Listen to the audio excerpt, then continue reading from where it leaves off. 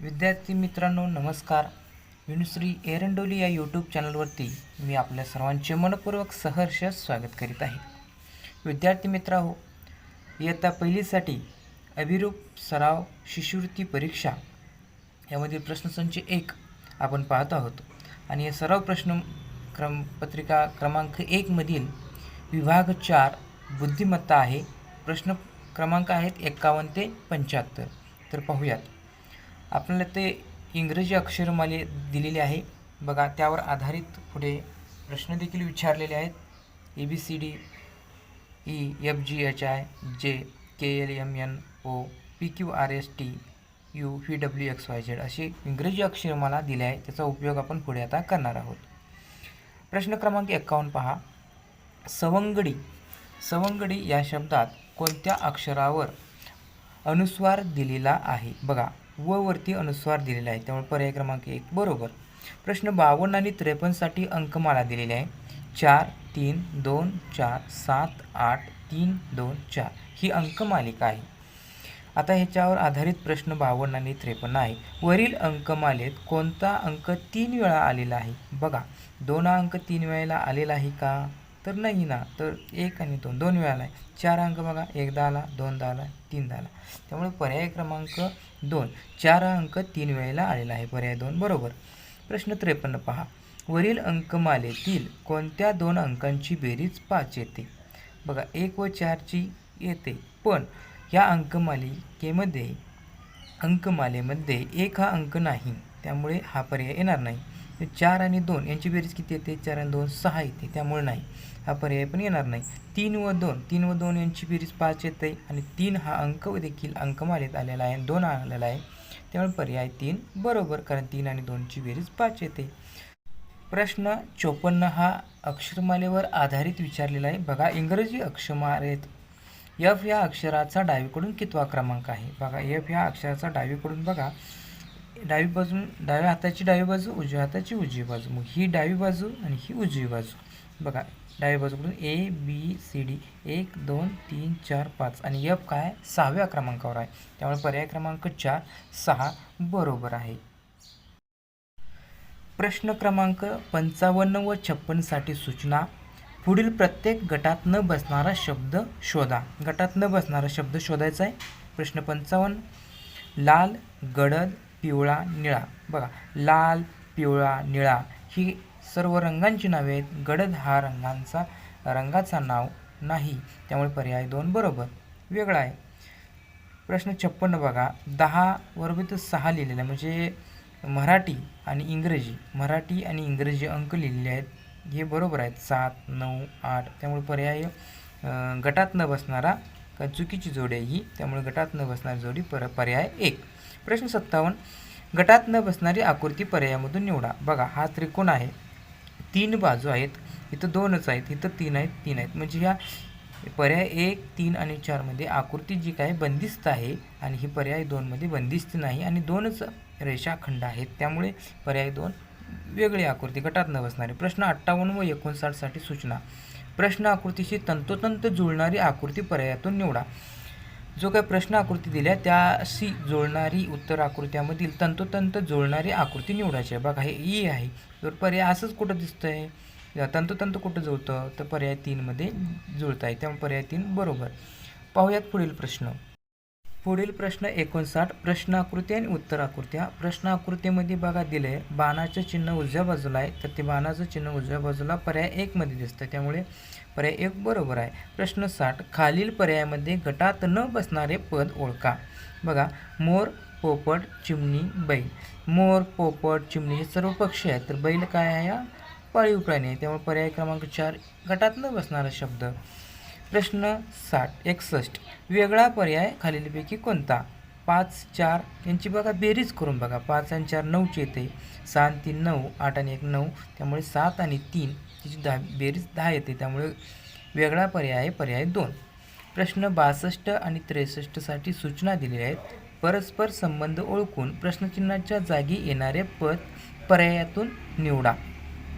तर बघा, 62ला 30 40, 30 40, तर 50 काय तर 30 आणि 10 40, तर 50 आणि 10 60, त्या पर्याय 2 बरोबर. प्रश्न 63 बघा. इथं बाणाचं चिन्ह वरच्या बाजूला आहे, दोन्ही वरच्या बाजूला आहेत, पण एक भरीव आहे आणि एक फक्त टोकदार आहे. तर बघा, हे घड्याळाच्या काट्याच्या दिशेने बदलत आहेत. अशी उभी होते, ती आडवे झाले, आडव्यानंतर ती खाली आली, खालीनंतर पण काय येणार आहे, तिकडच्या दिसले येतील, पण तसेच त्याचा क्रम बदलणार नाही. त्यामुळे पर्याय 4 हा योग्य बरा पर्याय आहे. प्रश्न 64, खालील प्रश्न गटाशी जुळणारी आकृती पर्यायातून निवडा. बघा, इथं 5, इथं गोल दिलेला आहे आणि त्यामध्ये 5 लिहिलेलं आहे, तर कुठं पर्याय 3 मध्ये दिसतं योग्य, पर्याय 3 बरोबर. प्रश्न 65, रविवारला सोमवार म्हटले, सोमवारला मंगळवार म्हटले, तर सुट्टीचा वार कोणता?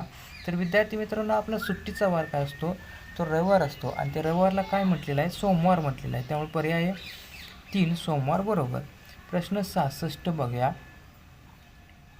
प्रश्न 66, सदाचे आजचे वय 5 वर्ष आहे, तर आणखी किती वर्षांनी सदाचे वय 9 वर्षे होईल? बघा, 5 आणि किती 9 होतात? तर 5 आणि 4 9 होतात. त्यामुळे पर्याय 1 बरोबर, 4 वर्ष. तर सदाचे आजचे वय 4 वर्ष आहे, तर आणखी 4 वर्षांनी सदाचे वय 9 वर्षे होईल. प्रश्न 67, गीतापेक्षा अमर हुशार आहे, गोविंद अमरपेक्षा हुशार आहे, तर सर्वात हुशार कोण? तर पहा, याच्यासाठी काय करूया आपण, तर गीतापेक्षा अमर हुशार आहे, गीतापेक्षा कोण हुशार आहे? अमर हुशार आहे, त्यामुळे अमरवरती लिहूया.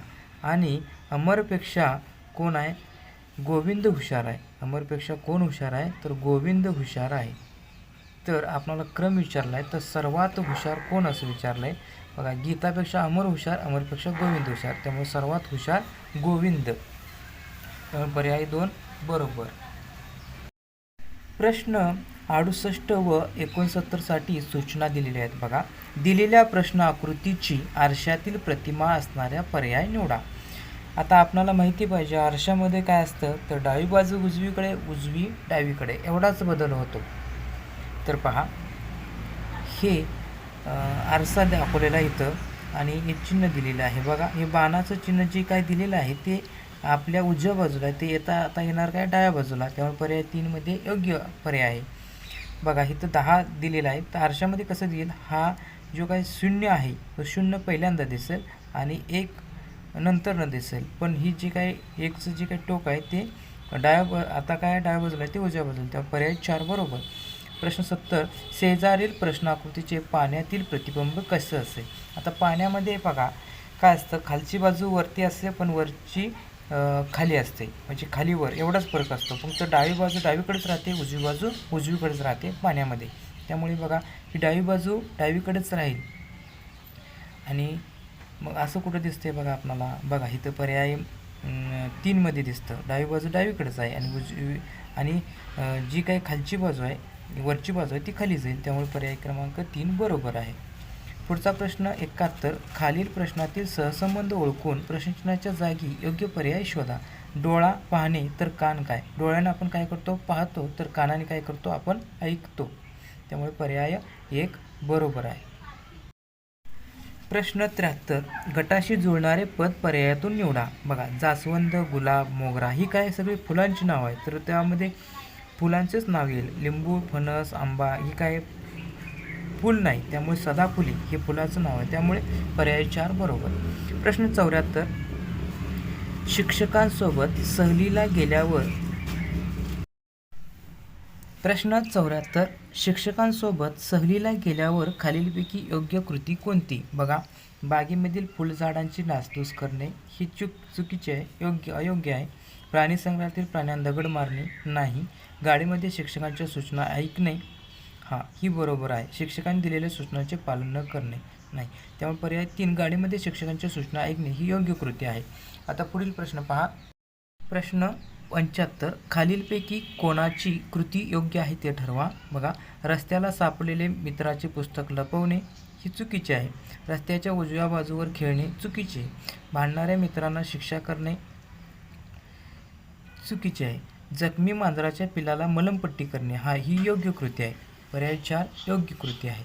मित्रांनो, अशा पद्धतीने आपण इयत्ता पहिली अभिरूप शिष्यवृत्ती परीक्षा सराव प्रश्नपत्रिका संच क्रमांक 1 मधील मराठी, गणित, इंग्रजी, बुद्धिमत्ता या सर्व 4 विषयांचा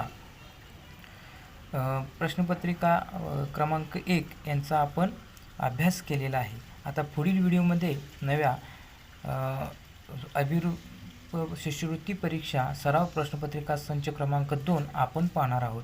आपणाला या चॅनलवरील व्हिडिओ जर आवडत असतील तर जरूर चॅनलला लाईक, शेअर आणि सबस्क्राईब करा. भेटूया पुढील व्हिडिओमध्ये.